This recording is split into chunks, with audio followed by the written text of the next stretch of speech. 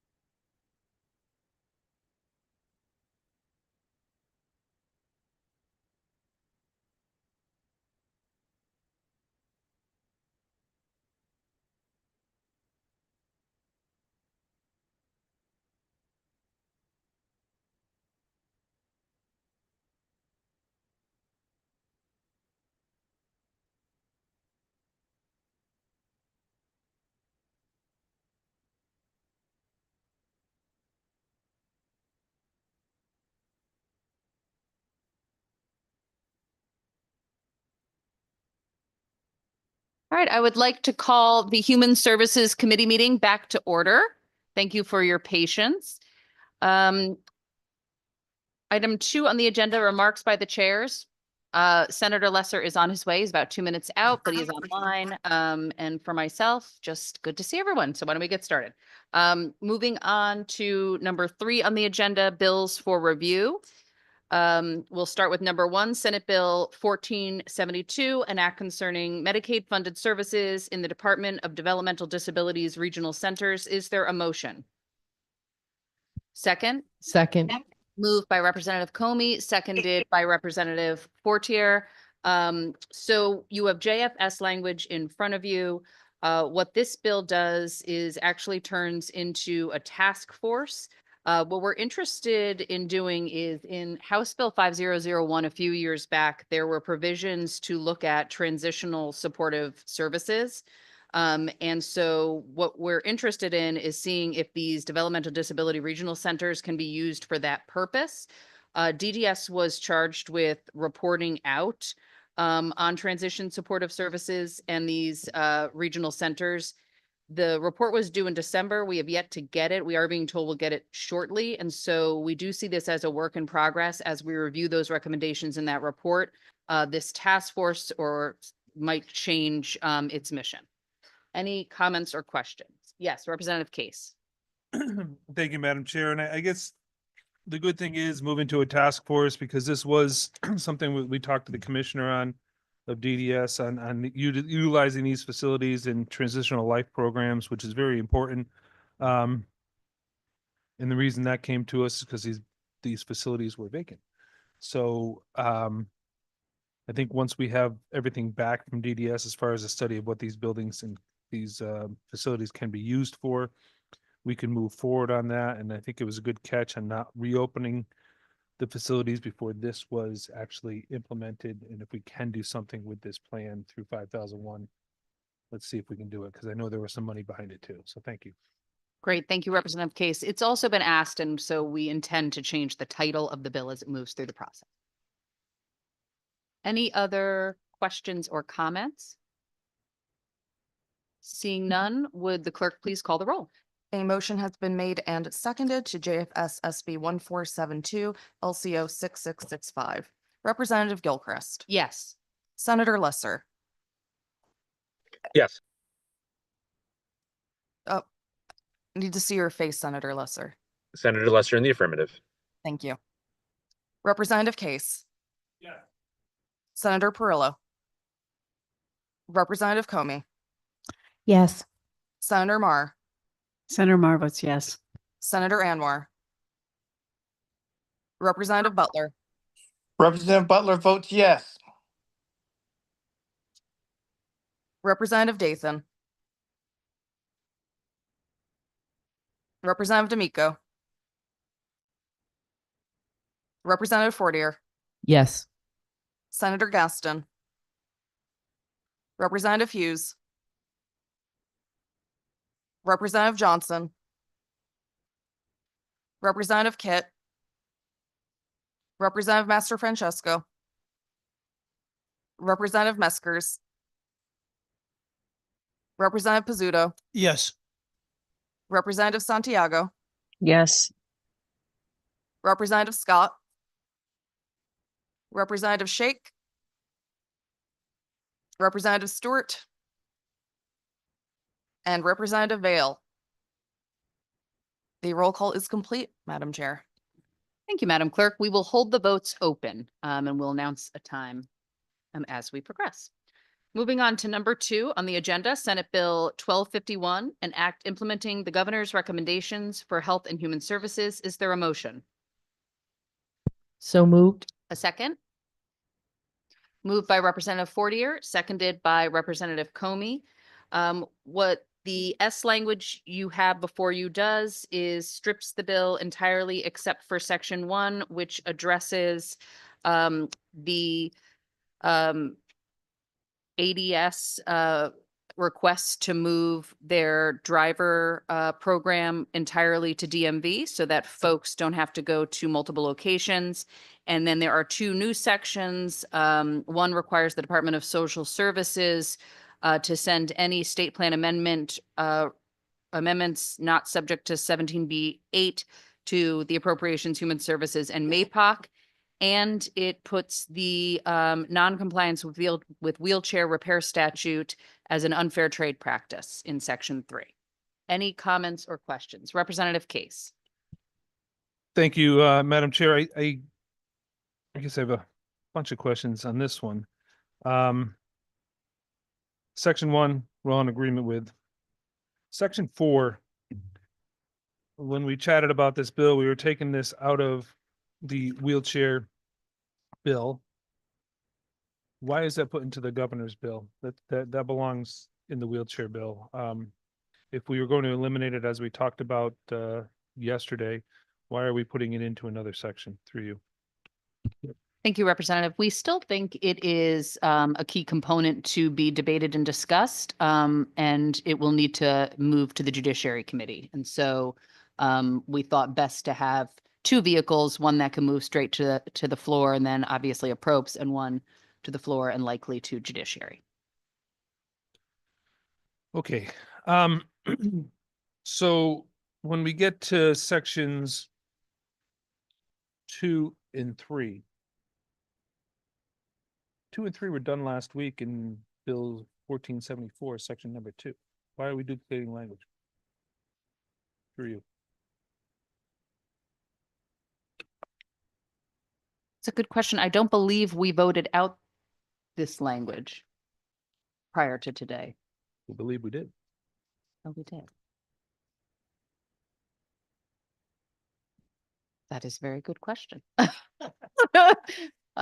Well, when you get S language at 9 o'clock in the morning before a meeting, and we pick these things out, we've only had a couple hours and we have a few things that were picked out. So I think last minute we try to get stuff done, and sometimes these things slip in that we don't understand why. I'm going to ask our nonpartisan staff a question myself. So is section 2, the DSS mandate regarding the state plan amendment, that's language is repeated?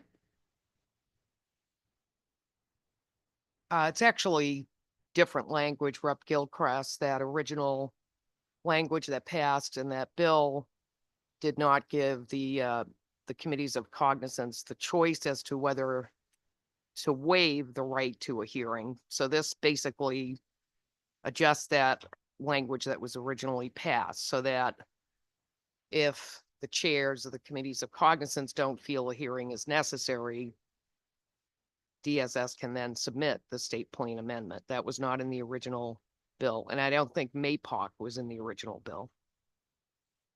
Thank you for the clarification and the reminder. So the language you have before you is language that has been discussed and reworked. As this moves through the process, we would only intend to pass one of the provisions. Rep. Case. And what about 3?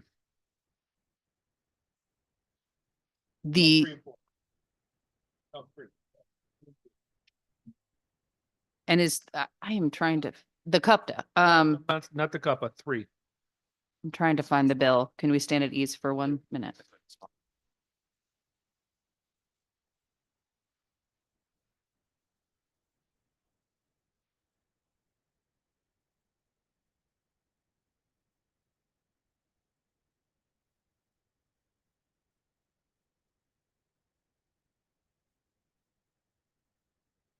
Section 3 speaks to MAPOC, so it is still part of the conversation regarding the state plan amendments. All right, thank you, Madam Chair. I move an amendment to strike sections 2 through 4. 1 is supposed to be in another bill, and 2 and 3 were discussed last Thursday. Do I have a second? Oh, Second.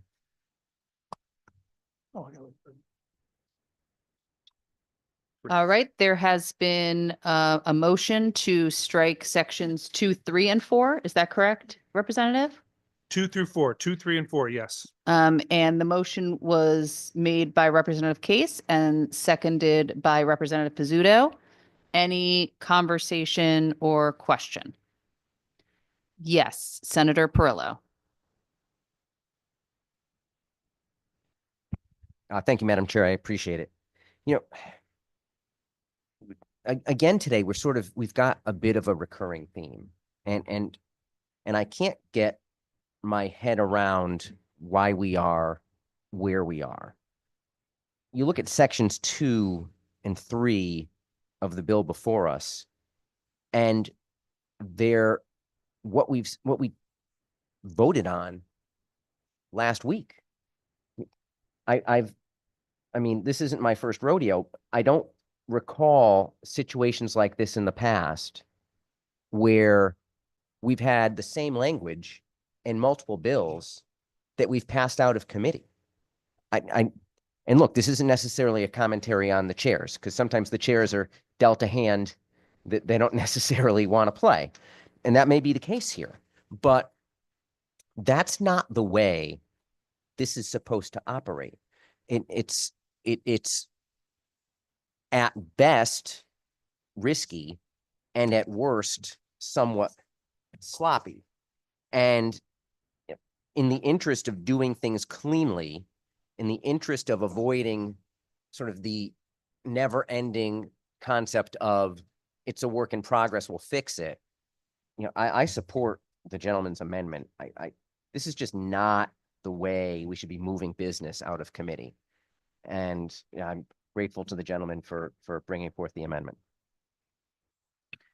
Thank you, Senator. I would just make clear for folks, as I oppose the amendment, that Section 4 that we have not voted on Section 4. This is a piece that was in the wheelchair bill, but is yet to be voted on by this committee. And Sections 2 and 3 are updated language to a provision we passed out last week. Any additional comments or questions on the amendment? Yes, Senator Perillo, followed by Representative Case. I appreciate it, Madam Chair. Thank you. So you just said something that I just want clarified for myself. So sections 2 and 3, as I interpret your statement, are changes to the same section of statute, but they are actually different than what was in the bill last week? Or are they the same that was in the bill last week? Prior to you arriving, I checked in with our nonpartisan staff, and there are slight changes. I see a head shaking. So there's slight changes from what was passed out of the committee last week. So thank you. So that actually is even more concerning than what I mentioned previously. I thought that the language before was the same as what we passed last week, but now I'm hearing that it's actually different. So we have 2 changes to the same statute that are actually different from one another. So back to my previous point about why we do things in certain ways.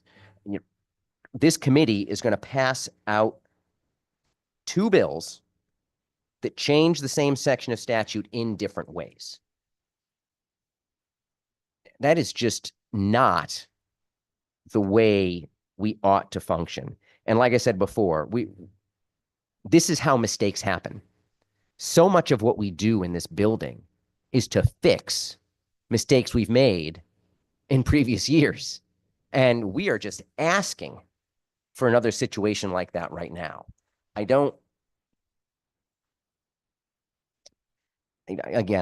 support the gentleman's amendments, particularly in relations to sections 2 and 3. This is just not the way we ought to conduct business out of this committee or any committee. It's unfortunate. Thank you, Madam Chair. Thank you. Representative Case. Thank you, Madam Chair, for the second time. So with sections 2 and 3, understanding that there's some slight differences, so which bill would move forward? Would we know that these changes need to go into, 1474? Or are we going to readjust 1474 as a work in progress as we go forward? But then we have a bill here that actually does the language. Where does that fall into place when bills move to the other building through you? So as it moves through the process and we continue to tweak language, we will only have a provision in one bill to pass out of the Senate or the House. Thank you. And like I said, with section 4, we haven't even voted the wheelchair bill out yet, but we're already taking language out of it and putting it into the governor's bill. Don't understand why. But it was part of the governor's bill. told it was being taken out, or it was part of the wheelchair bill, told it was being taken out, and now it's being put into the governor's bill. I don't even know if the governor knows this is happening, but I guess we'll find out on the floor. Thank you, Madam Chair. Senator Lesser? No, I was just going to speak to the SPA notification. Language of that type usually will wind up in the budget at the end of the day. What we're trying to do is be transparent, have a hearing on it, have a vote on each provision as we develop it, and make sure that we're including all stakeholders as this is getting towards the process. But obviously, we're not going to pass multiple versions of state budget. We're going to work together to try to make sure there's one version that meets the needs of this committee and the Appropriations Committee. All right. Any further comments or questions on the amendment? Seeing none, let me try your minds. All those in favor? Okay, a request has been made to do a roll call vote. Madam Clerk, can you please call the roll on the amendment? Representative Gilchrist, No. Senator Lesser, Representative Case, Senator Perillo, Representative Comey, Senator Mar, Senator Mar votes no. Senator Anwar, Representative Butler, Representative Butler votes no. Representative Dathan, Representative D'Amico, D'Amico votes no. Representative Fortier, No. Senator Gaston, Representative Hughes, Hughes votes no. Representative Johnson,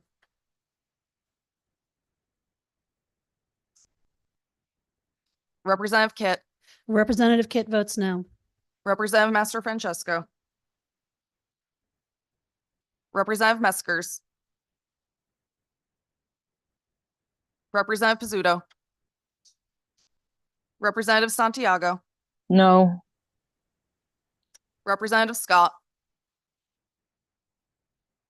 Representative Shake, No. Representative Stewart, Representative Vale. The roll call is complete. Thank you, Madam Clerk. Would you please announce the tally?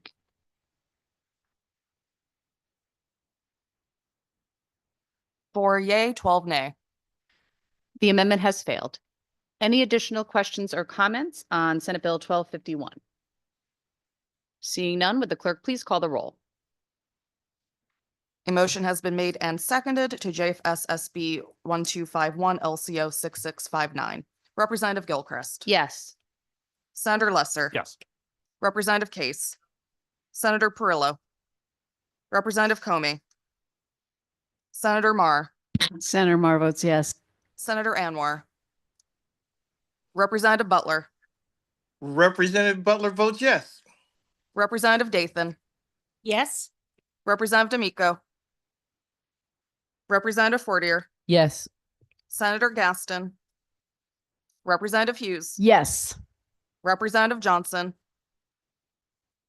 Representative Kit.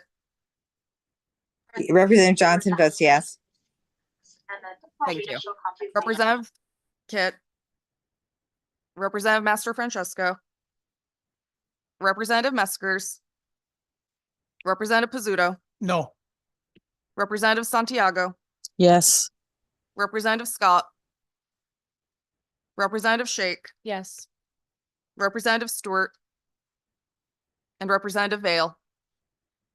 The roll call is complete. Thank you, Madam Clerk. As mentioned earlier, we will leave the votes open. Moving on to number 3 on the agenda, Senate Bill 1482, an act concerning an elderly nutrition program. Is there a motion? Moved by Senator Lesser, seconded by Senator Mar. The S language you have in front of you does a couple of things. In sections 1 and 2, it addresses having SNAP be used for a restaurant meals program.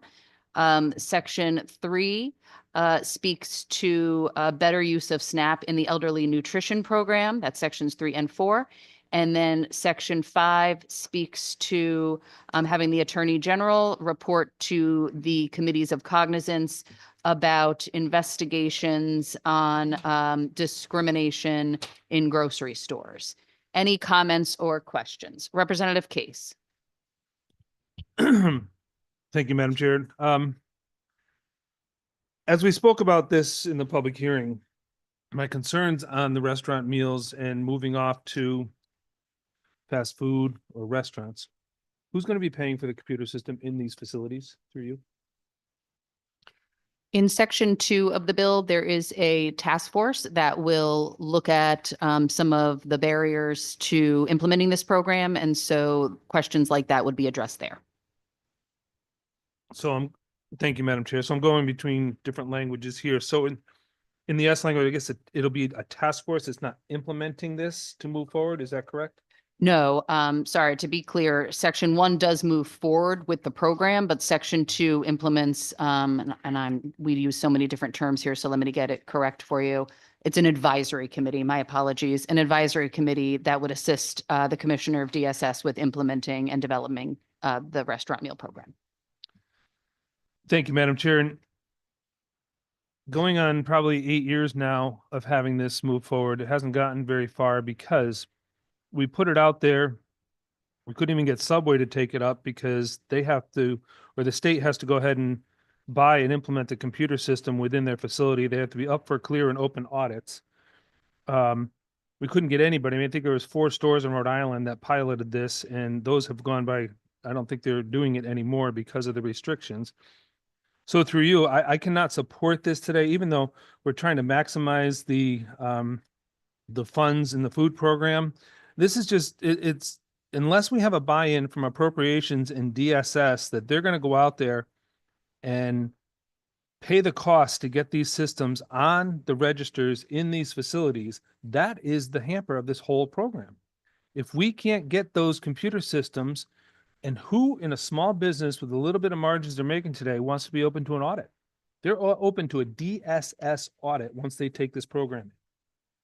And that's where we couldn't get any buy-in 8 years ago, 6 years ago, 4 years ago. We've been working on this for a long time. We're going to spin our wheels. I just can't support it going out here today, but I thank you for the time. Thank you, Representative. Any other? Yes, Senator Lesser, followed by Senator Perillo. Thank you, Madam Chair. And I just want to say this is really important. And the reason is because all of us have heard from our senior centers, from our elderly nutrition service providers, how strapped they are for funding. Congress, unfortunately, has cut back on funding for our congregate meal sites and for Meals on Wheels at a time when prices have not come down. You go to Stu Leonard's in Newington or your local Stop and Shop or Price Chopper, and you will find high prices for chicken and eggs and groceries.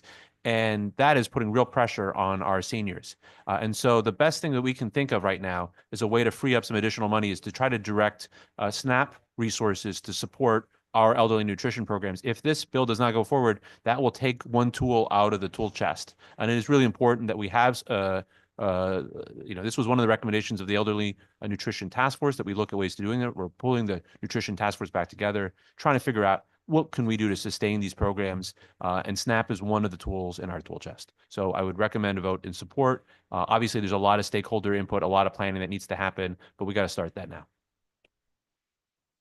Thank you, Senator. Senator Perillo, followed by Representative Comey. Madam Chair, thank you very much.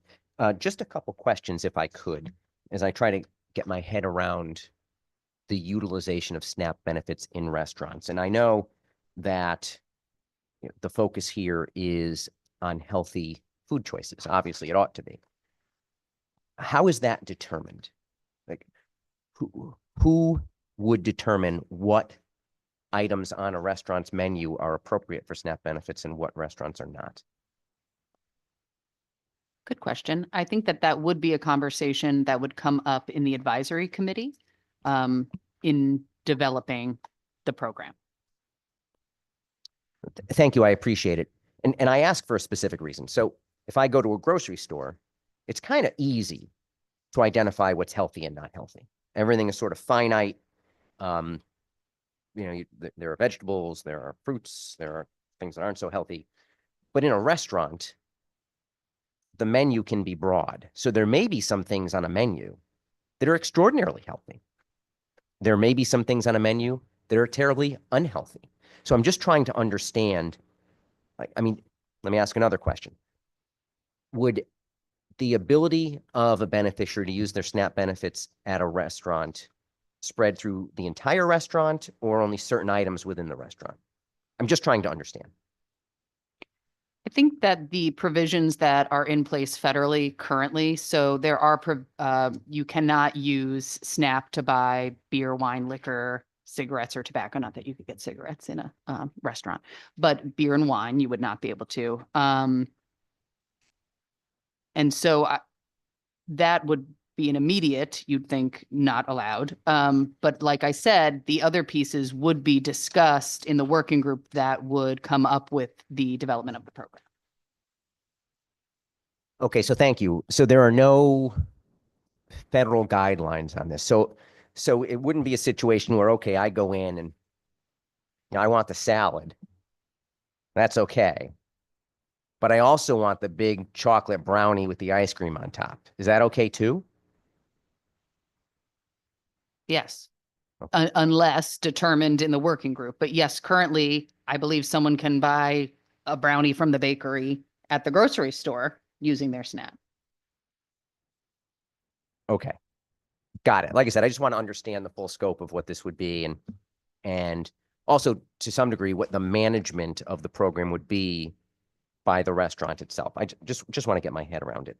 And so I appreciate it. I certainly appreciate the intent here. We want to give beneficiaries more options. I think that's great. I'm not quite sure this gets us where we need to be. So I'm going to be a no vote today. I would, I'd sort of align my remarks with the House ranking member. This may not, I know we've visited this in the past and it hasn't made a whole lot of headway. And there's a reason why it hasn't made a whole lot of headway, because maybe it's just not quite ready for prime time. But I appreciate the effort. I appreciate the intent, and I'm eager to listen to the rest of the debate. Thank you, Senator. Any other questions or comments? Yes, Representative Comey. Thank you so much, Madam Chair. I really echo the comments actually of the ranking member on the other side of the aisle regarding the restaurant program. I certainly don't think we should be burdening the small businesses with additional work to have to set up their systems with computer systems and things like that. I know that it's well-meaning. I just am concerned that we're putting a lot on our restaurateurs and our small businesses as well as the DSS. So I hope that as this moves forward, out of committee, that we reconsider it, that part of it, because there is some other excellent parts of the bill. Thank you so much, Madam Chair. Thank you, Representative. I appreciate your feedback. I would just mention there is a representative on the working group from a restaurant who's either participated in or is interested in participating in. And so ideally we can flesh out some of those concerns as this moves forward. Any other questions or comments? Seeing none, would the clerk please call the roll? A motion has been made and seconded to JFS SB 1482 LCO 6575. Representative Gilchrist, Yes. Senator Lesser, Representative Case, Senator Perillo, Representative Comey, Senator Marr, Senator Anwar, Representative Butler, Representative Butler votes yes. Representative Dathan, Yes. Representative D'Amico, Representative Fortier, Senator Gaston, Sorry, yes. Representative Hughes, Representative Johnson, Representative Kitt, Representative Master Francesco, Representative Mesker, I'm sorry, Representative Johnson votes yes. I'm having a hard time unlinking. Thank you. thank you. Representative Pizzuto, No. Representative Santiago, Yes. Representative Scott, Representative Shake, Representative Stewart, Representative Vale. Representative Scott. No. All right. The roll call is complete. Thank you, Madam Clerk. As was mentioned, we will keep the votes open. Moving on to number 4 on the agenda, Senate Bill 1483, an act concerning the Patient-Centered Medical Home Plus program. This is a JF. Is there a motion? Is there a second? Moved by Representative Dathan, seconded by Representative Comey. As I said, this is a straight JF. And what we are considering this bill a work in progress. We are looking to address some of the concerns in what is called the PCMH Plus program. Any questions or comments? Representative Case. Thank you, Madam Chair. So when we talk about this PCMH, there's a lot of acronyms in this language. So prohibits DSS from making shared savings payments under the program until arrearage to the FQHCs is reflected or taken care of. Can you explain that? So as I mentioned, we really are considering this a work in progress. So the end result will speak to the PCMH Plus program. But we do have 2 members of our committee who serve on a subcommittee, again, all these acronyms, of MAPOC that looks at this program. And so they will be working with my good co-chair in the Department of Social Services over the course of the session to try and improve upon this program. Thank you, Madam Chair. And I do believe there are many programs that might be in the rearage or might have some issues, and nothing against the FQHCs, but we can't just make the savings payments to one program and not any of the others. That's my concern. I understand it's a work in progress. Since we don't have much more language here, I'll flag it today with a no. Thank you. Thank you, Representative. Any other questions or comments? Seeing none, would the clerk please call the roll? A motion has been made and seconded to JFSB 1483. Representative Gilchrist. Yes. Senator Lesser. Yes.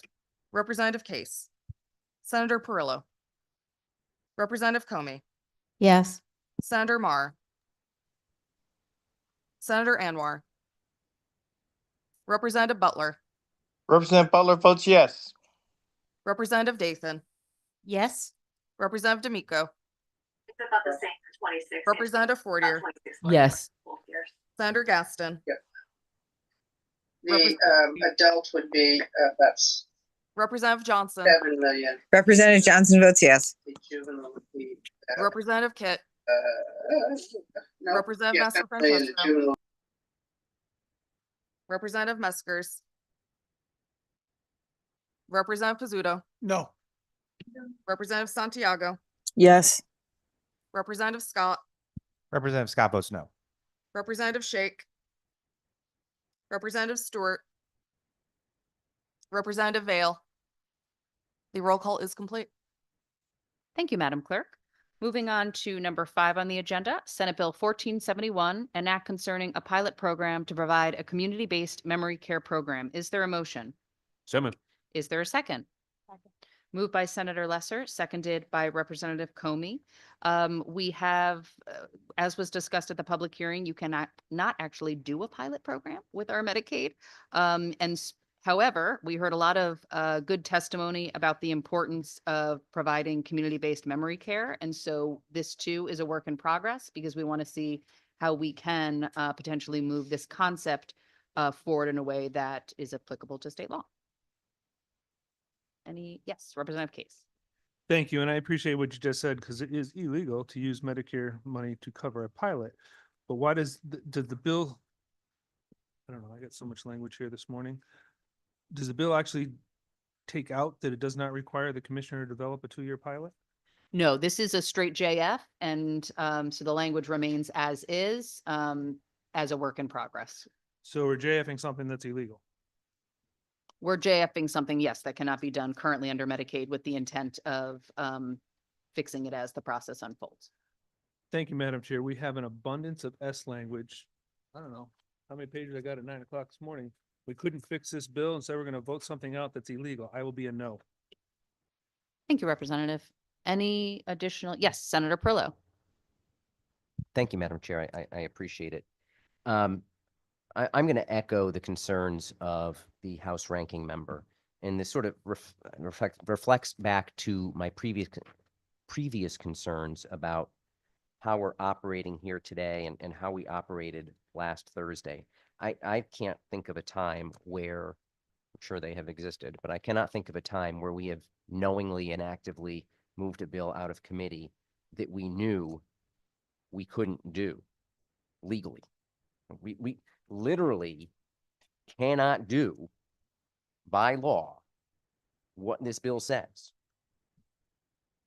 And the fact that we would move it out knowing that, I just think reflects poorly on us as a committee. I mean, I guess I hope we can figure this thing out, but we shouldn't be sitting here today, towards the end of the committee's work, moving business that we know is not legal. So I would agree with the gentleman, and I will be a no vote today. Thank you. Thank you, Senator. Any additional questions or comments? Senator Lesser. I appreciate the thoughtful remarks and concerns of our ranking members. I would just say that it is incumbent on us to do more to serve folks in this state who have memory care needs.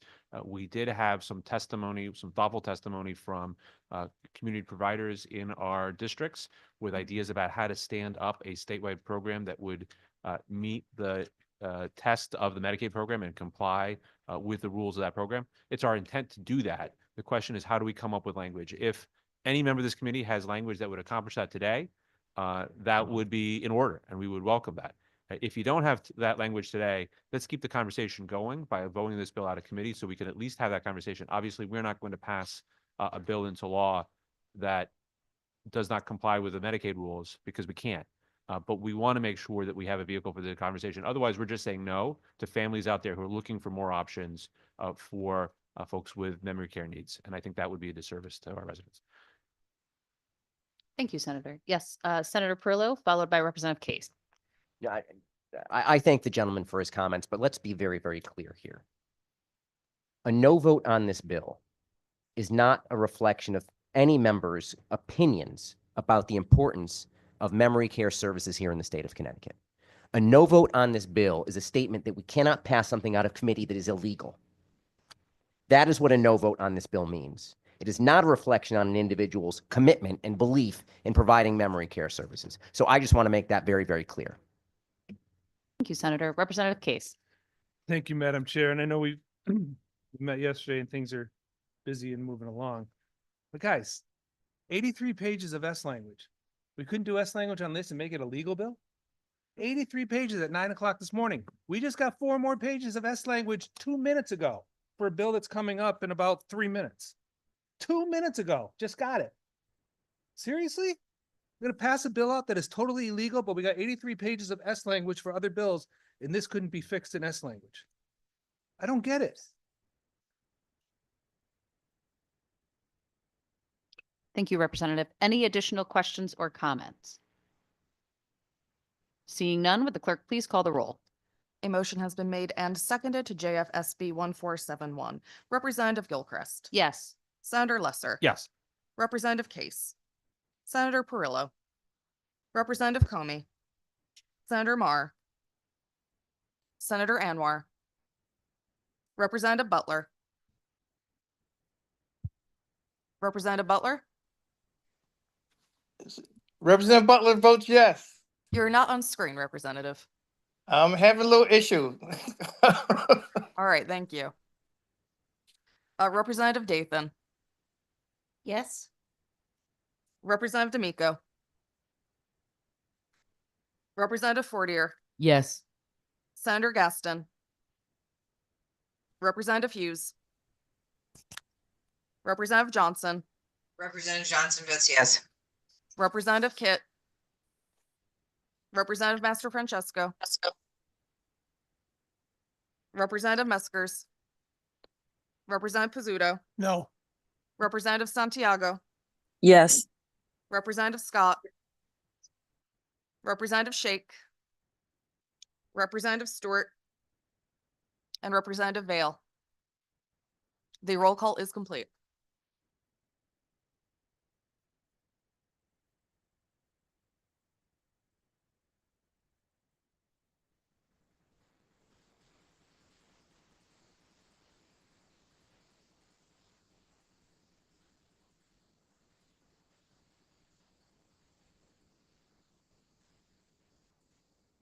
Thank you, Madam Clerk. As a reminder, we will keep the votes open. I'm going to come back to number 6. So just to let my good colleagues know, sometimes there can be errors. And so the S language that was shared with folks in this committee with regards to House Bill 7188 was the wrong LCO. And so you did receive in your email a short while ago the correct LCO, which is LCO 6571. And so I'm going to give folks during this meeting some time to look at that. And so we'll move on to number 7. Representative Case. Madam Chair, I respectfully ask for a caucus so that we can go look at this and take care of it. It's 3 to 4 pages long, and we've been studying all the other 83 pages. I just need time to look at it with staff. Okay, we will recess and let you know when we can come back.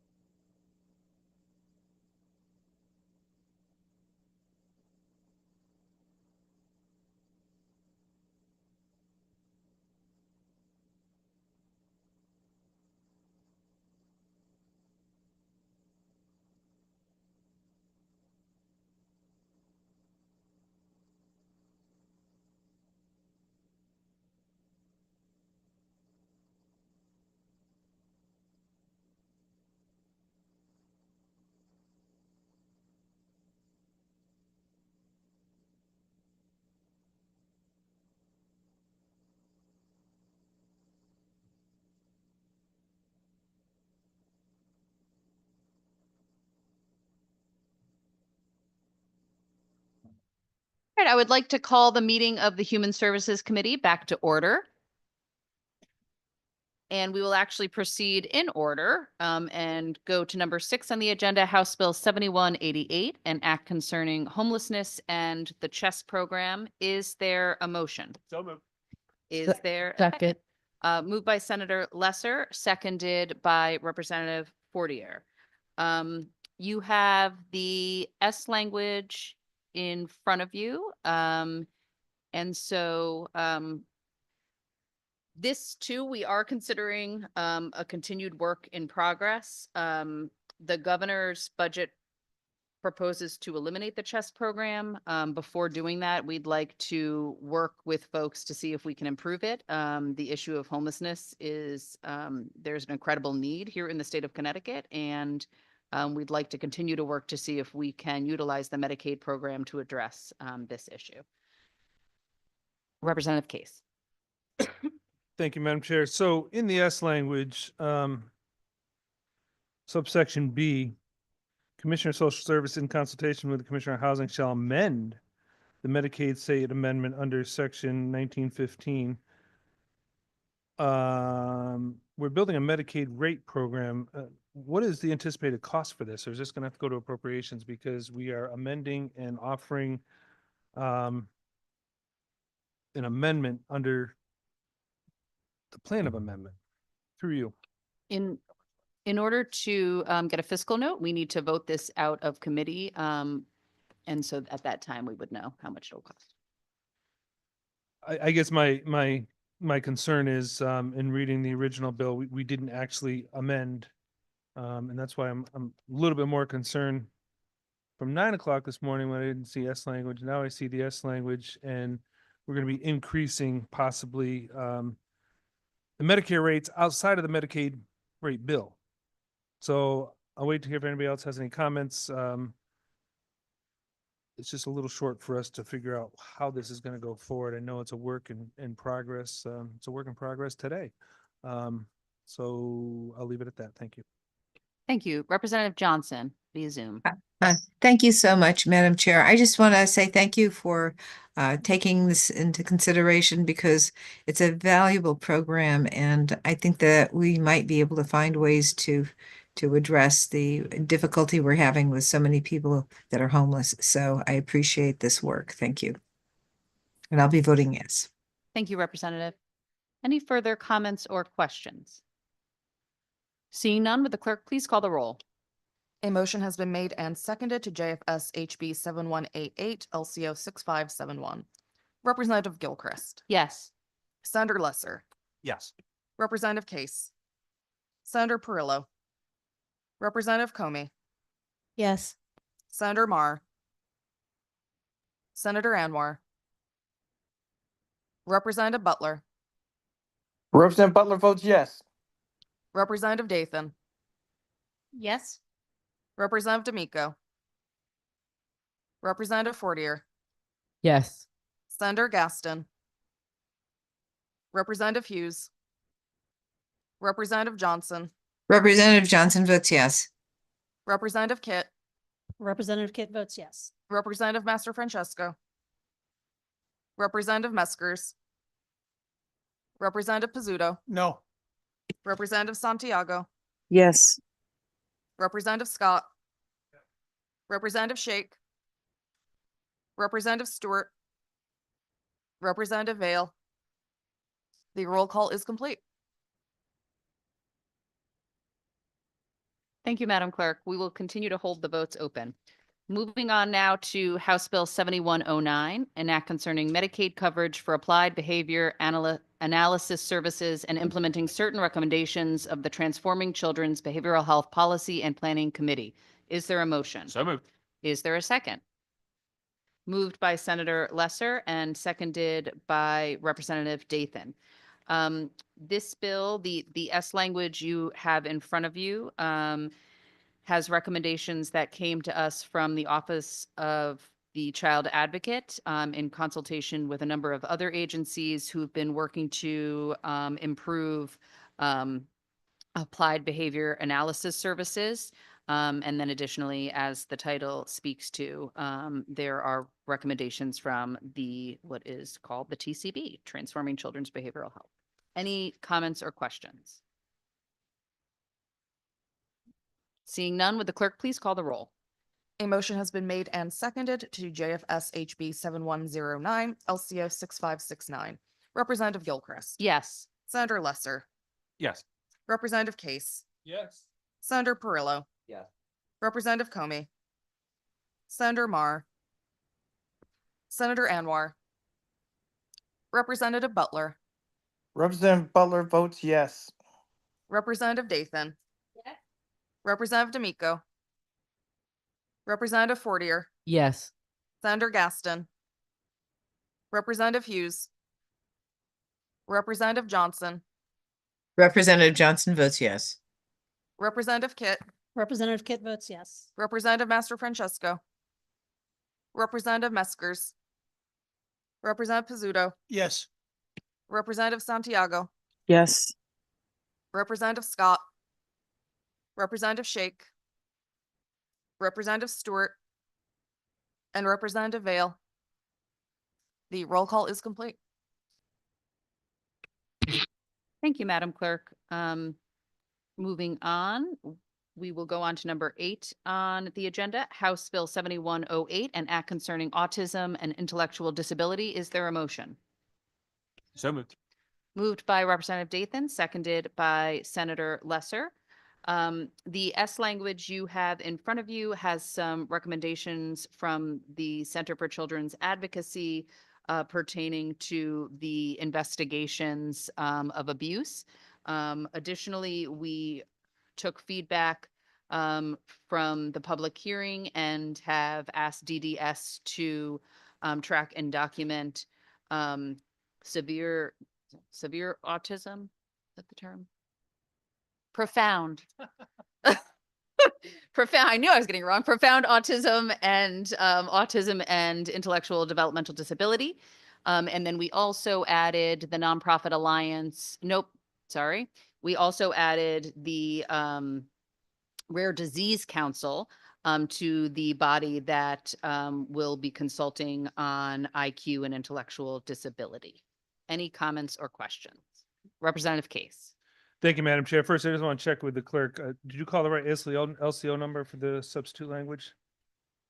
Yes, I did. Okay, thank you. We just had questions on this side. That's all. I just want to make sure there was the right one. So this one's not easy to talk. I'm all for this. I just want to make sure we realize we've been trying to do this for years. We still don't have commitment from appropriations that there's no funding source for this mechanism. I hate to say it, the IQ is a big, big deal. We need to do it. It shouldn't be this difficult to get this over the finish line. I'm going to support it today and make sure that we can work on this. But the numbers that have been tossed around over the past 6 years are astounding. And it shouldn't be about those numbers. It should be about the children and the people that we are supporting and that we're supposed to be supporting. But how do we get something like this over the finish line? How do we take care of this population? I mean, we do such massive projects in these budgets. We do such massive things, but the most vulnerable people seem to not get over the finish line. I'd like to see this go. I know we have somebody new in OPM who's working on a lot of this stuff. Her comments are, we can't afford. And I've seen some of the numbers, some of the good things I see here, I believe we've included, and correct me if I'm wrong, Madam Chair, but we've included the Rare Disease Council in this as part of it through you. Is that correct? That is correct. So some good things moved through as the bill has come forward to us here. I guess I just want to make sure that we're doing the right thing and we're making sure that we can get this over the finish line. Madam Chair, you talked a little bit about the neglect in here. What part of the bill is that through you?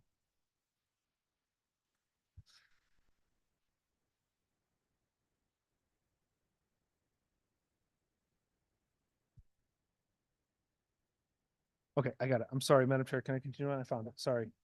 So my concern is the registry for DDS employees, or are we able to do DDS employees and those that we fund?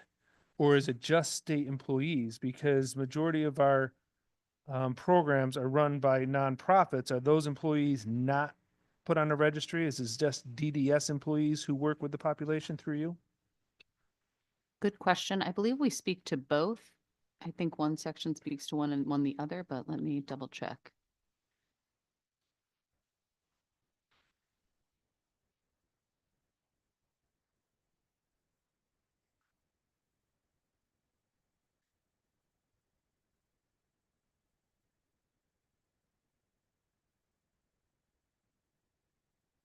Yeah, section, let's see.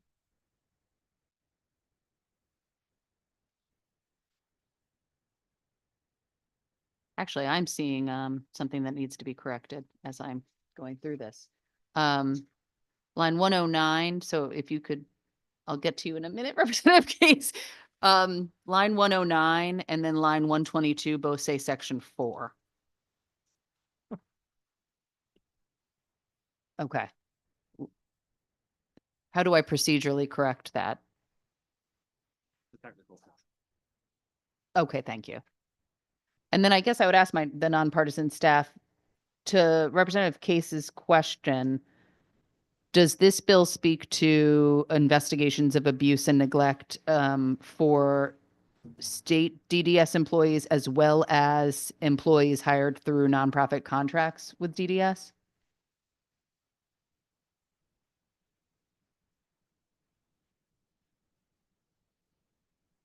Actually, I can answer my own question. Representative Case, if you look to lines 128 through 130, it does speak to the number of complaints that were investigated by a contracted provider. You did ask about the registry though, however. Madam Chair, that is through a contracted, investigated by a contracted provider, investigated by an outsource. Doesn't say investigated a contract provider. Investigated by a contract provider. So would a nonprofit be the investigator or the nonprofit be the contractee? I believe this language is speaking to, since it says the number of complaints that were investigated by a contracted provider and the number of complaints investigated by the Department of Developmental Services, it is speaking to both those services that are provided via nonprofits and those that are provided by state employees. Thank you, Madam Chair, and I appreciate that because we talk a lot in this building about the neglect and abuse, and I just want to make sure that all will be on the registry and all will be known, because it's been in the past where a lot of these things have been investigated, but nobody knows what the investigation came out to. And the family members have the right to know, even if they're under Title 19 or under state care, what's going on with their family member within our agencies that are taking care of them. So that's important. And I appreciate you picking that out. I couldn't put my finger on it, but I thank you for that. I will support this to get out, and I hope we can work on it and make this stronger and better. And hopefully work with the chairs of approach to see what we can do with the IQ. But thank you, Madam Chair. Thank you. Representative Pizzuto? Thank you, Madam Chair. Just quickly, I plan on supporting this bill. And under the the second bullet, they talk about removing IQ scores as a component of eligibility. I equate that to something similar as SAT scores getting into a university. And the question I have is, what would an appeal process look like when you don't have something as definitive as an IQ score? If it becomes subjective, then I don't know if it's in here or if they have to work on it, but a broader definition, it says, of developmental disability, not based on an IQ score, could be pretty difficult. So I don't know if they've thought about that or not, but thank you. Thank you, Representative. So interestingly, we're one of just a couple of states that still use IQ. And so what we're hoping to do in this legislation is continue the work that has started to see how Connecticut can move away from IQ and do what many other states in this country do to increase access for folks who need services, but because of that barrier cannot access them. I hear Representative Case's concerns, and certainly we have heard that there is the potential of a large financial barrier That said, we know people cannot access these services. The work has started. And so what we're really trying to do, recommendations came out of the working group that looked at this, and we just want to continue this work and that conversation to see if we can get to the place where we no longer have that threshold. Thank you. You're welcome. I'll also just say, I really want to thank those who have come time and again to speak about their experiences with loved ones who've experienced abuse and neglect. That is not easy. That is very difficult. And we just want to let you know we heard you, and we will continue to push this important legislation. And also to those working to elevate the needs of those with profound autism. Thank you for your advocacy. Any other questions or comments? Seeing none, would the clerk please call the roll? A motion has been made and seconded to JFS HB 7108 LCO 6522. Representative Gilchrist, Yes. Senator Lesser, Yes. Representative Case, Senator Perillo, Representative Comey, Yes. Senator Mar, Senator Anwar, Representative Butler, Representative Butler votes yes. Representative Dathan, Representative D'Amico, Representative Fortier, Yes. Senator Gaston, Senator Gaston votes yes. Representative Hughes, Representative Johnson, Representative Johnson votes yes. Representative Kit, Representative Kit votes yes. Representative Master Francesco, Representative Meskers, Representative Pizzuto, Yes. Representative Santiago, Yes. Representative Scott, Representative Shake, Representative Stewart, and Representative Vale. The roll call is complete, Madam Chair. Thank you, Madam Clerk. We will continue to hold the votes open. Moving on now to number 9 on the agenda, House Bill 7107, an act concerning a janitorial work program for persons with a disability or disadvantage, and a task force to study expanding governmental employment opportunities for persons with disabilities. Is there a second? Moved by Senator Lesser, seconded by Senator Gaston. This bill, the S language you have in front of you just adds the Community Nonprofit Provider Alliance to the task force. This too is considered a work in progress, have every intention of meeting with various partners to try and come to a compromise. Yes, Representative Case. Thank you, Madam Chair. So I get it, the bill's a work in progress. There's a lot of things moving on this part. Actually, there's a bill being heard right now as we sit here in labor that is looking to change the labor rate for people with disabilities, to get rid of the sub rate. So everybody with disabilities, no right, no wrong, will be paid full minimum wage. What that will do is that will knock a lot of people out of the box. Their hours will be cut. They might not even have a job because employers will not be able to employ to have them. I'm concerned about that. I'm not as concerned, with things within this bill, but that will affect this particular piece of legislation. I cannot approve with that today, knowing that that is hanging over us. I mean, when my brother was in the workforce, he was on piecework, probably $6 to $7 a week, but his best days were when he was working. If we move every intellectually developmental disability person to a full minimum wage, who's going to offer work? Right now, grocery stores cut them down already to 10 hours. Maybe they'll give them an hour. That's not fair.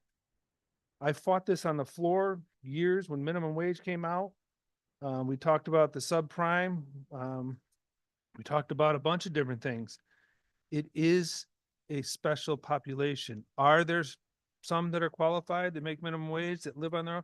Yes, but not every shoe fits the same person.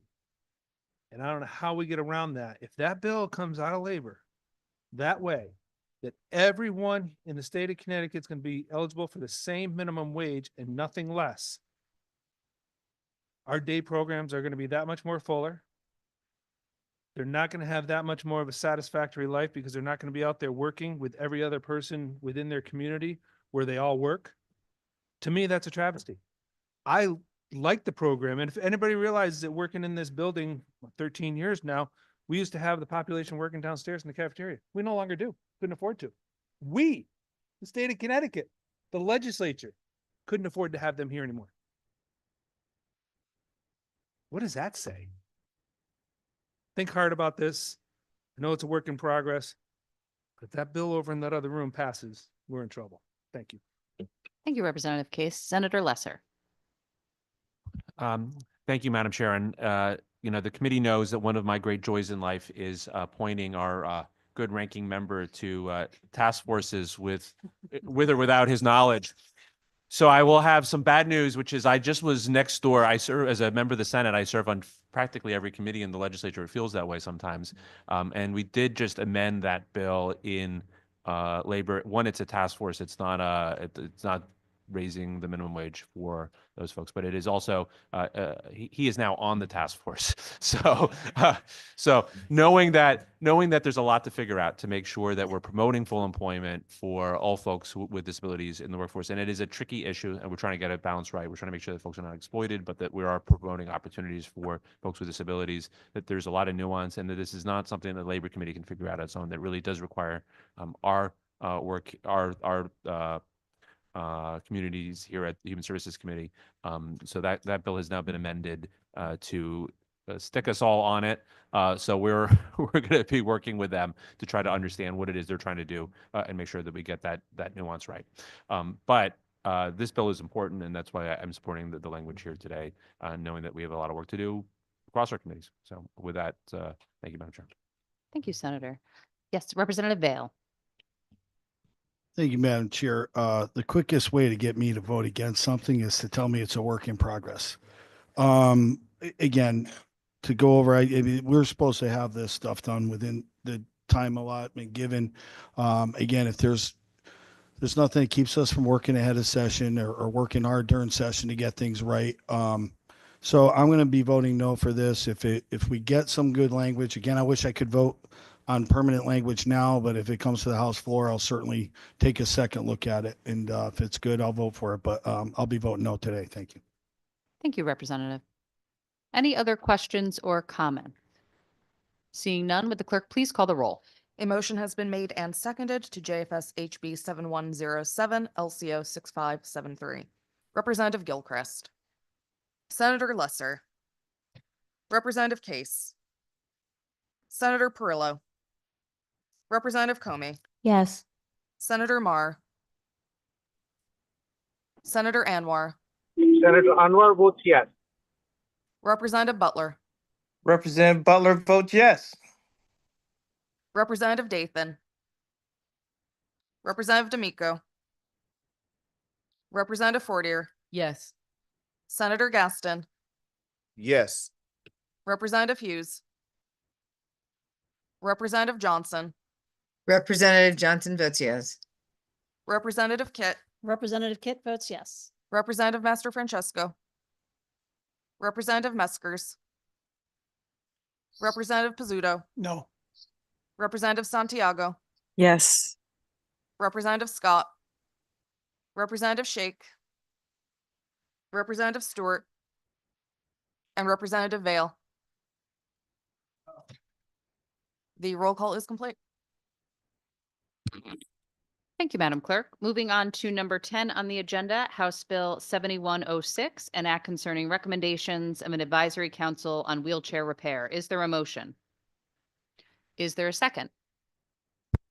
Moved by Representative Kit, seconded by Representative Comey. The S language you have in front of you speaks to a clarification of what we mean by emergency repair. It also speaks to making to two different entities having to make it known that this law is in effect. And I believe that's it. Oh, and then there's a final piece on withholding Medicaid payment, should a repair not be made in time. Any questions or comments? Representative Case. Thank you, Madam Chair. Being the one that was on the task force, thanks to you too. Um, Many years this is a work in progress, and it's still a work in progress. A few questions to you with the S language that came out. Help me understand emergency repair. What is that time frame for an emergency repair for you? As a member of the task force, I would put back to you what we've heard from both advocates and the industry is that there was a common understanding at that table on what emergency repair means. But the language in the current law doesn't reflect that. And there's a need for clarification. And so the language you have before you makes it clear what that emergency repair time is. Thank you, Madam Chair. So through you, we have to remember, and I hope this is understood throughout this bill, we don't have a contract for repairs.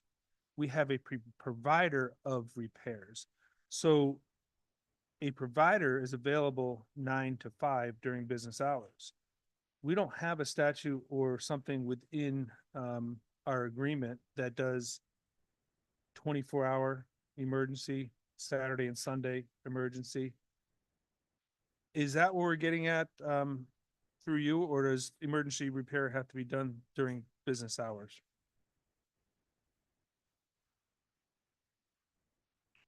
According to the definition in this S language, emergency repair means repair services when a wheelchair is completely inoperable on weekends and holidays, and may include remote repair services if such service renders the wheelchair operable.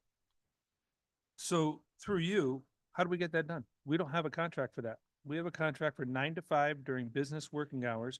We don't have a contractor, we have a provider.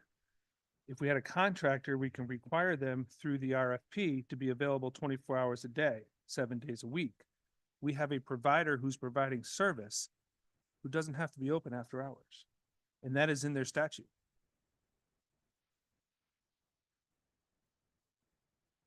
I think that's something we'll have to continue to discuss as the session moves forward. So I just want to caution, because you put this in here and that is illegal. We cannot force a provider to be available 24/7. I just want to say something illegal, again, in the bill. We cannot force this 24/7 unless they are a contractor. They are a provider. And I'll go on. The symptomatic non-compliance, out of compliance for 5% of the repairs within 30 days. 5% is the national statistic. So 5% is the acceptance throughout the nation for repairs that don't get completed in time. And we're pinning it right against the national tolerance. I'm just, boy, I want these people to get their chairs repaired. I want them to get them repaired when they need to get repaired. But we put 24-hour on them in a bill from the legislature. They're going to have to fight legally. Who wants to do business here? That's what I'm afraid of. What we need is not a provider. We need a contractor. We need an RFP out there for a contractor to be available 24/7. We cannot afford that. And once we move forward with this also, you're going to have other fees and waivers. And I think the good chair and I, we had a brief conversation. Because of the way it's written, this bill is going to have to go to appropriations. I don't want to see the bill to have to go to appropriate. I want to see the bill getting something done. But there is a difference between, and I'll say it last time because it's frustrating me. I've been working on this for years. There's a difference between a provider and a contractor. If the state of Connecticut doesn't want to hire a contractor like it has done for non-emergency medical transportation that has to be available 24/7, we can't tell a provider when they have to be available. They're available when they have service and they have people working. I know that's not what the users want to hear, but it's reality. We can't force a business to be open out of their business hours unless we contract with them and we have an agreement. We don't have such agreement. So thank you, Madam Chair. I cannot support this today under this language, especially with the emergency repairs, and the CUPPA is now in a different bill. So this bill is split into two different bills within the same meeting. Thank you. Thank you, Representative Case. And I want to correct my earlier statement. I believe it was the timely repair that was agreed upon by advocates and the industry, not emergency repair. Representative Bizzuto. Thank you, Madam Chair. Just quickly, I'm trying to work off my phone here. Section D around line 226 talks about authorized repair people having to submit a monthly report. Quite often, these dealers are not well staffed with 5 and 6, and sometimes it's one person. And if they have to submit monthly reports, that might be enough deterrent to say, I'm not going to get involved. I'm just going to take private pay people and so forth. So that concerns me that we may have less repair people available rather than more. And so we have to look at, I think the reporting may be very extensive. Sometimes to make a quick fix, the report will take you longer than the fix. Thank you.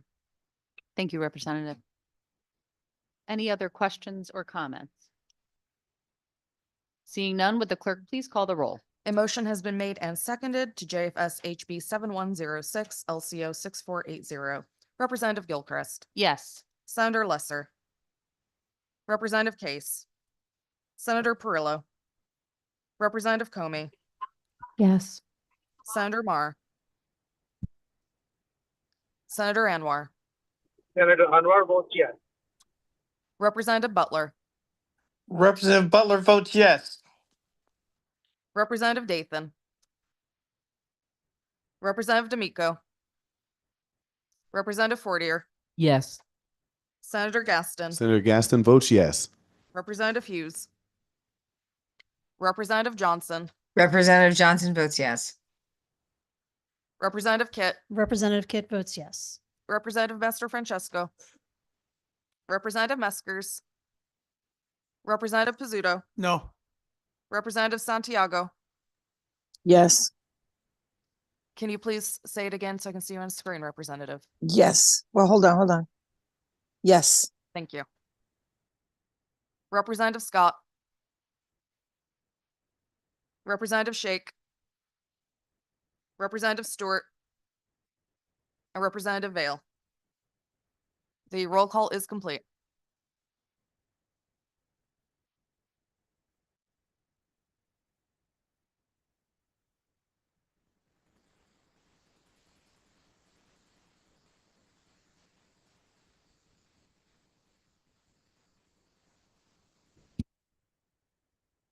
Thank you, Madam Clerk. We will hold the votes open. Moving on to number 11 on the agenda, House Bill 7105, an act concerning forensic audits conducted by the Department of Social Services. Is there a motion? Second. Moved by Senator Lesser, seconded by Representative Fortier. I'm going to turn it over to Senator Lesser. Yes, thank you, Madam Chair. And this one's a tricky one. We have heard from the department that they need more information at a time when we've seen nursing home closures around the state. They need more information from nursing homes that are facing financial distress or they're concerned might be facing financial distress. And that's the reason for this bill, is to get them more information by allowing audits to help understand how a chain or a specific nursing home might be faring, so they can understand what's happening and respond accordingly. That said, we did hear at public hearings some, I think, legitimate concerns from the nursing home industry, expressing concerns about the cost and scale of a full forensic audit, which is what this bill calls for. They were concerned about the potential $100,000 fee that's in this bill, as well as notice requirements, and the question whether or not that the full extent was needed and whether or not there should be some due process. I think those concerns have merit, and we should figure out a way to give DSS expanded authority and expanded information, but with adequate safeguards. We're not yet sure what that entails. The committee did get a request from the industry late last night with some language in it, but we didn't get it time to consider it with the leadership of the committee. So knowing that this is an important issue and it has to go forward, I would ask that this be JF today, but knowing that there's a lot of stakeholder engagement that still has to happen, and we need to figure out adequate safeguards to address the industry's concerns. So with that said, I would love to move this forward Happy to have any discussion about that, though. Thank you, Senator. Representative Case. Thank you, Madam Chair. A lot of concerns today. I talked last meeting on the concerns of the nursing homes with private equity. And here you have an audit for facilities that we're not calling are up to par. We want to limit private equity from going into helping them fix their brick and mortar, but an audit that's going to cost them $100,000. Seriously. They're already down. They're struggling because of their Medicare reimbursement rates. They're struggling with the amount the state is able to pay them a daily rate. We're going to audit them and charge them $100,000 during the audit when they can't afford to do upgrades to their facilities? Why don't we go and work with them? Why does there have to be $100,000 penalty in a bill, in legislation that's being JIF to go over to the Capitol? These are our partners. These are our people taking care of our most vulnerable people, our moms and dads, our brothers and sisters. Some of our special needs people are they don't belong in nursing homes, but some of them are there for a short period of time. But you're going to threaten $100,000 fine on a forensic audit? Let's be partners with these people. Once again, you're going to start losing these nonprofit nursing homes. They're going to be able to do business here in Connecticut. We keep doing this. Sink in. $100,000 fine for a forensic audit. It's going to cost them $100,000. I can't support it. Sorry. Thank you, Representative. Representative Johnson via Zoom.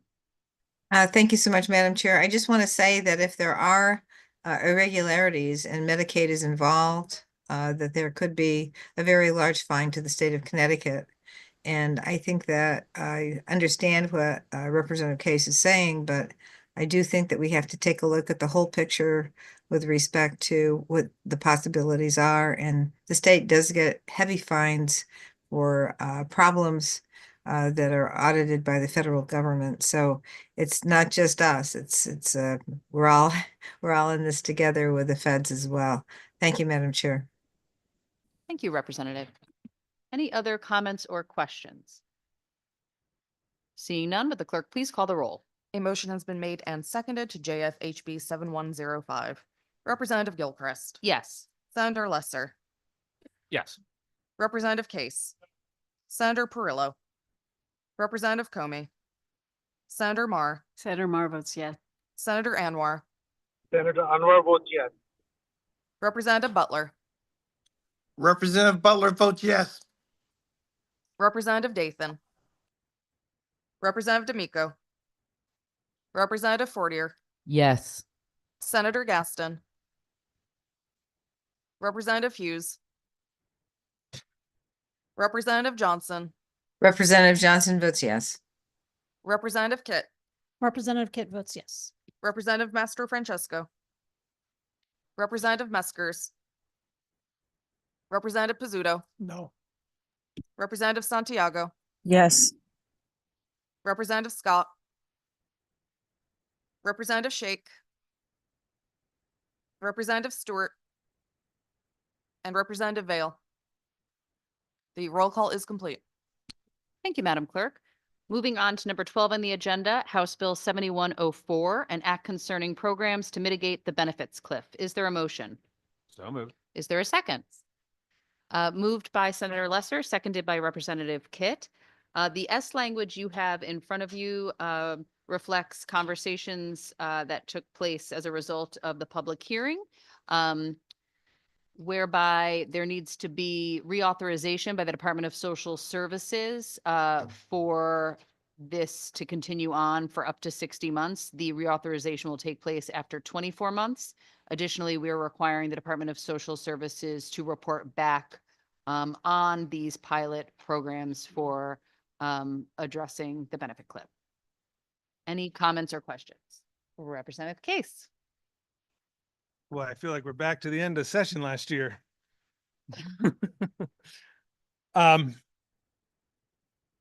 Concerns, same concerns I had last year when this bill was put out.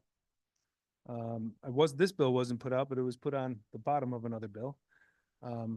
Direct cash benefits. Cash benefits that don't go against somebody's benefit level. So somebody can be on state benefits, get this cash benefit to see how they would do with more money, but it's non-reported cash. And it's done in one certain area for a pilot program. So not knowing how much cash they're going to be getting out of the pilot program, but they don't have to report it. To me, that's not right. I understand we want to give people more money. We want to see how people can do with more money. But to not have a reporting of that money to go against or work with their benefits and to only have it in a certain part of the state. We don't have control where that part of the state is. I can't support it as I didn't support it when it came to us. And think about it, cash benefit. If I didn't report the money I made, I'd be in trouble. But we're going to give somebody who's on state benefits a cash benefit that they don't have to report. The intentions are good to try to see what somebody would do with extra money. Why don't we give them extra money in their payment? Do a pilot program, have it on budget state money. This is a foundation giving money to certain people. That's not reportable. Once again, if I did that, I'd be in jail. Thank you. Thank you, Representative. So currently in the state of Connecticut, there are a few philanthropic entities who are piloting direct cash programs. And these are for individuals with low income. And so what we're trying to do here is to ensure that those pilot programs can proceed if an individual knew that they were going to lose their SNAP, for example, by participating in the pilot program, they likely would not. So in order to understand if these direct cash programs work, we are trying to exclude them from losing those benefits. Any comments or questions? Seeing none, would the clerk please call the roll? A motion has been made and seconded to JFS HB 7104 LCO 6673. Representative Gilchrist. Yes. Senator Lesser. Yes. Representative Case. Senator Perillo. Representative Comey. Yes. Senator Mar. Senator Mar votes yes. Senator Anwar. Senator Anwar votes yes. Representative Butler. Representative Butler votes yes. Representative Dathan. Representative D'Amico. Representative Fortier. Yes. Senator Gaston. Representative Hughes. Representative Johnson. Representative Johnson votes yes. Representative Kit. Representative Kidd votes yes. Representative Master Francesco. Representative Meskers. Representative Pizzuto. No. Representative Santiago. Yes. Representative Scott. Representative Shake. Representative Stewart. And Representative Vale. The roll call is complete. Thank you, Madam Clerk. We will continue to leave votes open. Moving on now to 13 on the agenda, Senate Bill 1359, an act concerning various revisions to statutes concerning the Department of Social Services. Is there a motion? So moved. Is there a second? Moved by Senator Lesser, seconded by Senator Mar. The S language you have in front of you adds a section to require the Department of Social Services to do a public provider awareness regarding custom-made breast prosthetics. We had some testimony. It became clear that Medicaid actually does cover those custom-made products, but there's not enough awareness. And so conversations were had with the Department of Social Services, and this is agreed upon language that has been added. Additionally, there's been a lot of conversation about Section 1 of the bill, which speaks to the Department of Social Services no longer being able to require those who have committed family violence against a partner or a child from continuing to pay their full child support while incarcerated. We received information from the federal government that our current law is not in line with federal policy. What I want folks to know is that by passing this today, this does not guarantee a downward modification for that individual. What this does is leaves it up to the judge or magistrate to determine the motion after a full hearing and consideration of facts and circumstances. So while the state statute is being changed to say that we cannot exclude from someone from getting a downward modification based on the crime, this will give more judicial discretion. And so a judge could still determine that there should not be a downward modification. Any questions or comments? Yes, Representative Vale, followed by Representative Case. Thank you. So currently, they could currently, so this applies if someone commits a crime and the victim is someone they're paying support to, either the victim is the child or the other parent who the person violated in whatever crime that may be, that in that case, they wouldn't be allowed to get a modification. And in this bill, we're going to allow for that now because of federal statute. Is that my understanding? Yes, I'm trying to find the exact language.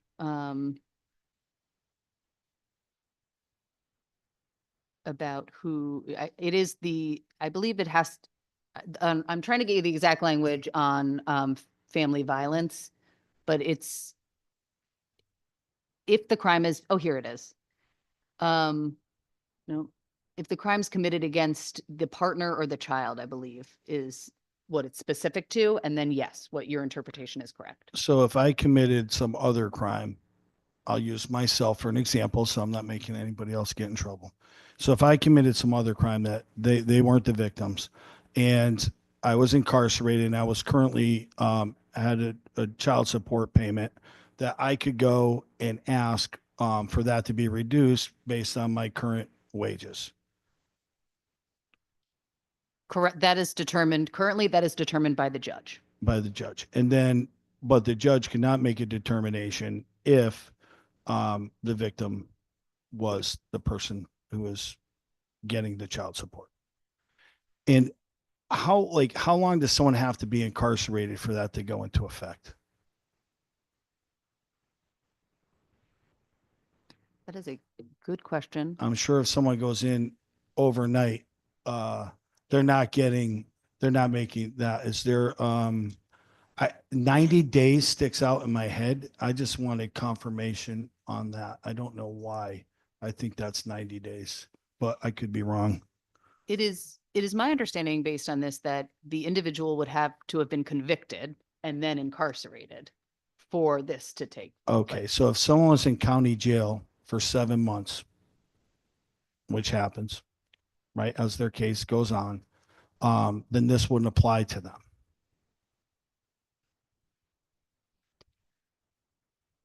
Possibly because they might look retroactively at what was owed during those 7 months. So I don't want to give you a full no, but this speaks specifically to once someone has been convicted and incarcerated for the crime. All right, so we're not, the only thing we're changing, I'm still curious about those dates.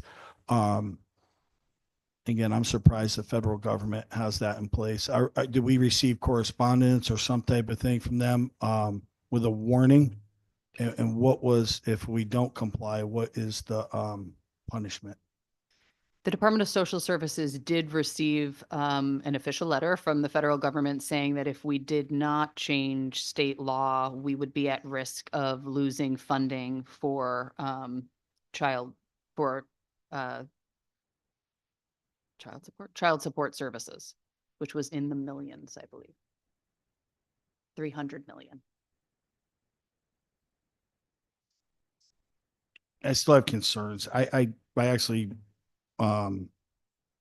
think it's a good thing that we're getting rid of. No one should be rewarded for committing a crime against someone. It's almost like they're getting a benefit. And the victim is the one, not only are they the victim of whatever the crime is, but now they're no longer going to be entitled to those funds.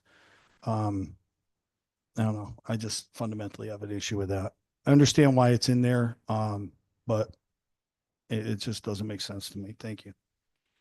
Thank you, Representative. And I echo your concerns. I think the piece that is now giving me some sense of not peace, but the fact that the judge will still have that discretion. And so this doesn't make it a clear elimination. So hopefully a judge will look at that and take into consideration downward modification or not.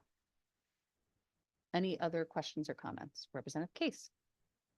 Thank you. And I respect my colleague who was in Department of Corrections and seeing a lot of this stuff. So listen to that's pretty helpful. But when we go to section 6, requires DDS to share its registry of former employees terminated or separated from employment due to substantial abuse or neglect with employers of people who provide services for people who receive services from Medicaid autism waiver. Totally agree with it, but why are we just picking out the autism waiver? Why aren't we talking about the IDD waiver through you? That's a great question. The testimony we heard from the Department of Social Services is that this is an oversight and those two entities can't speak to one another because we didn't hear about IDD. I'm assuming that's not part of the problem, but we should certainly check on that as this moves through the process. I appreciate that. So being requires DDS to share the registry of former employees. Is that former state employees or former employees of state workers and nonprofit workers through you? Going to look to our nonpartisan staff to understand, to see if they know by any chance if that DSS registry is inclusive. DDS. I'm sorry. Well, is it DSS sharing their registry? DDS to share its registry. Who administers? DSS? DSS is named in the bill.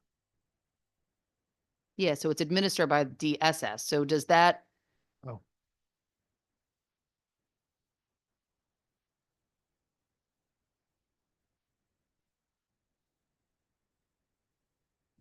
give me 1 second.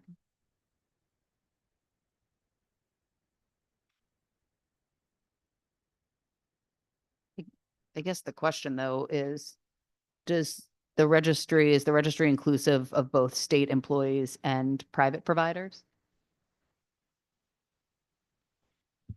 I don't think we can answer that definitively, but by the text of the statute, it seems to encompass all employees. So Representative Case, that's as good as I've All- got at this point. all employees of who? All employees of the state or all employees of nonprofit who receive money from the waiver? It appears we don't have clarification at this point in time on that. Darn, I want to vote yes on something.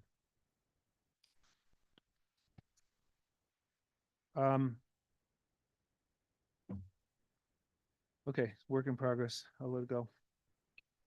Thank you, Representative. Any other questions or comments? Seeing none, would the clerk please call the roll?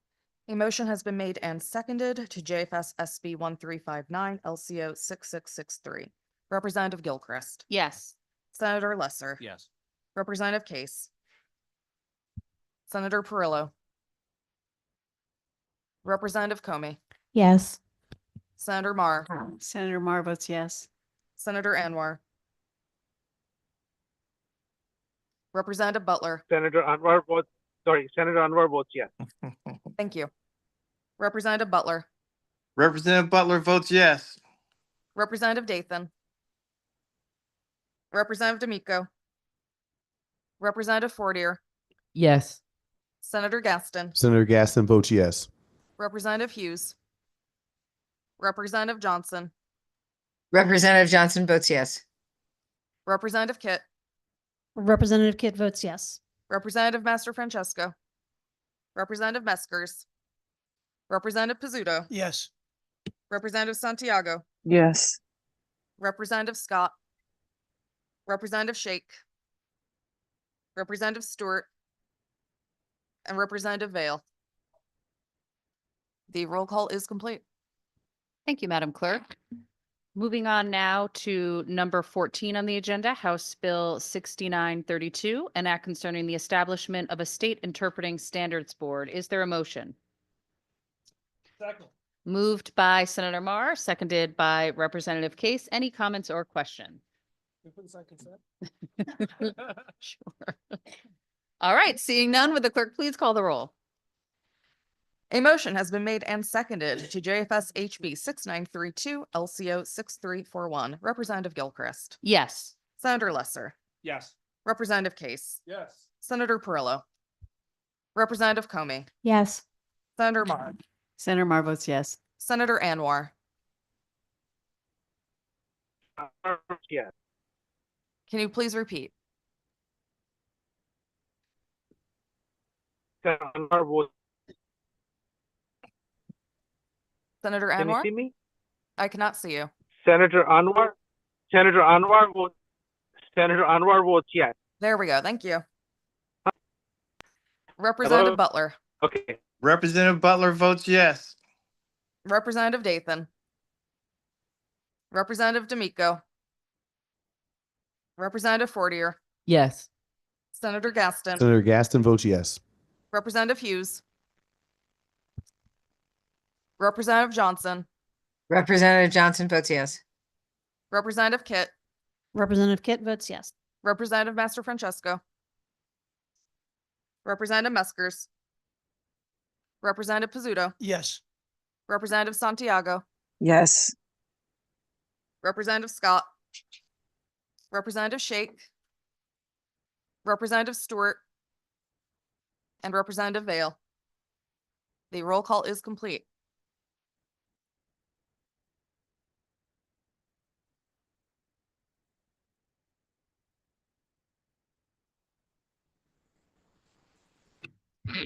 All right. Thank you, Madam Clerk. We are going to hold the votes open until 3 p.m. via Zoom and in the Human Services Committee suite. This is our last meeting of the Human Services Committee. We'll see you all in the chamber. So I want to take some time to thank our clerk, Brianne Clifton, and our whole team, our staff in Senate Democrats, Senate Republicans, House Democrats, House Republicans, Office of Fiscal Analysis, Office of Legislative Research, and our LCO, Marie Grady. So thank you all so much. Also our fabulous intern team, and want to turn it over to Representative Case. Thank you, Madam Chair. I really wanted to echo to all the staff too that, great job. This is a tough committee. And even though, Madam Chair, you and I have good conversations, there's some things that we don't agree, but we will work on things. And that's what makes things better. Sometimes it gets frustrating when things come to the end and they have to push out in order to get somewhere else. But I guess that's part of being here 13 years and seeing some of this stuff that has come and come and come and hasn't gotten anywhere. But I just wanted to say thank you, working together, and now we get to work together over in the Capitol and see what we can get out of the Senate. That's it. That's usually our goal, I think, to work together so we can get our Senate partners to move stuff. But thank you. I want to say thank you to Senator Lesser. This is a complicated committee with a lot of complicated things, with a lot of complicated populations. We got to take things to heart. We got to move forward. But thank you for all the time, and I look forward to seeing you over the other building. Yep. Thank you, Representative Case. Same here. All right. We will be in recess until 3 o'clock. As a reminder, votes open Zoom and in the Human Services Suite.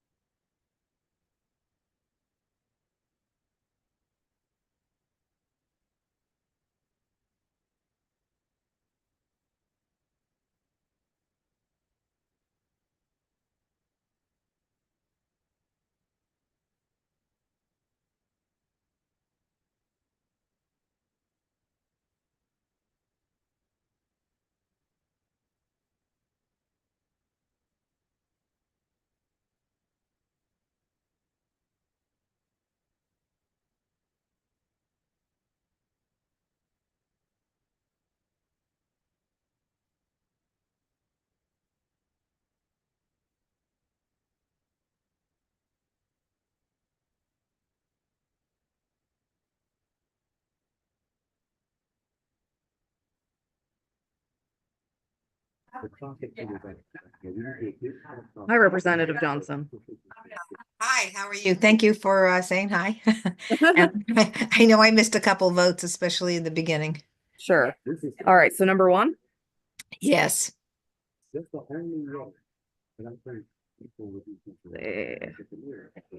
you on two amendments?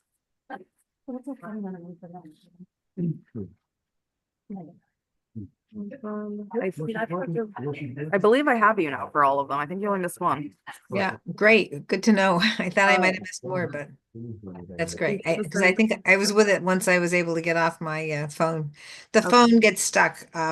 So when I try to click over to talk, when I have it, because I was in two meetings talking and voting, and Yeah. I expect you guys to be everywhere at one. yeah, and now I got to go on to another two. Thank you very much. Have a great day. Thank you. Okay, I know she's cool with Clinton Representative Butler? later, so. I heard that, and also maybe. You're muted, Representative. Hi, thanks Hi. for sending the link, and I believe I only missed one vote. Okay. Do you know which one you missed? That one that they were talking about being illegal because of some Medicare Let me uh look. and pilot. It's about halfway through. I'm looking.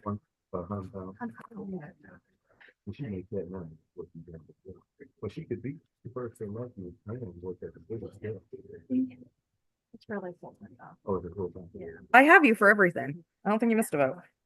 It'll be interesting because that's a lot. Really? Yeah, maybe Because there's one vote that I was trying to get on, and I was trying to situate my camera and my microphone. So I thought I missed that vote. I think I got you. Okay, well, in that case, All right, thank you. all right, thanks for all you do. Thanks. You have a good Yep, day. bye-bye.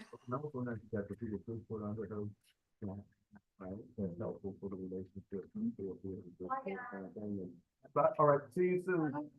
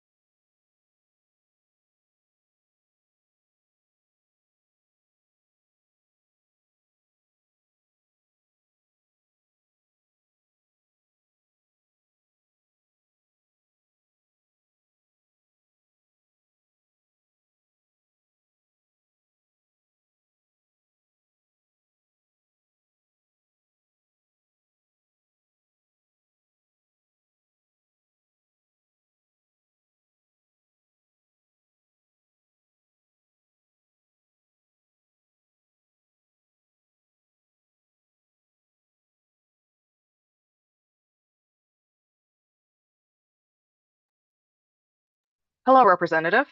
Hi, how are you? Good. How are you doing? Good. Okay, so I have All to right. give you all my votes, right? I don't think I voted on anything today. You did not vote on anything today. So we can just start with number one. Okay.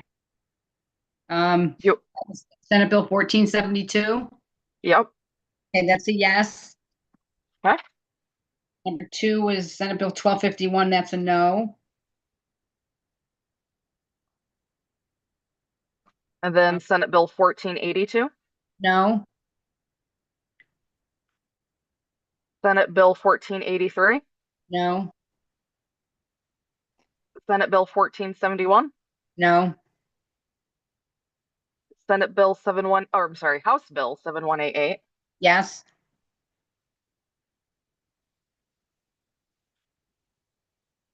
House Bill 7109. How did my caucus vote on that? Do you know? Can you tell me? That was straight yes. Okay, so that's fine. Yes. HB 7108. That's a yes. HB 7107. No. No. HB 7106. No. HB 7105. No. HB 7104. No. SB 1359. Did we have somebody to vote no on that as I thought? I'm Only Vale voted no. trying to figure out what this bill did. I guess I'm a yes on that. And HB 6932. That's a yes. All right, that's everything. I just want to go back to one more. Hold on a second. Sure. It was number 7. I just got to check to make sure I get this language last minute, and I'm trying to read it. Mm-hmm. Right. Give me 1 second. 7.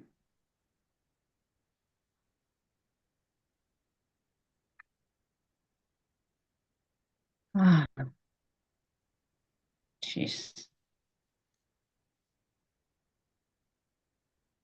Okay, that's fine. Okay. No changes. Thank you so much, Brianne. Have a great day. All right, thank you. You too. Okay. Bye.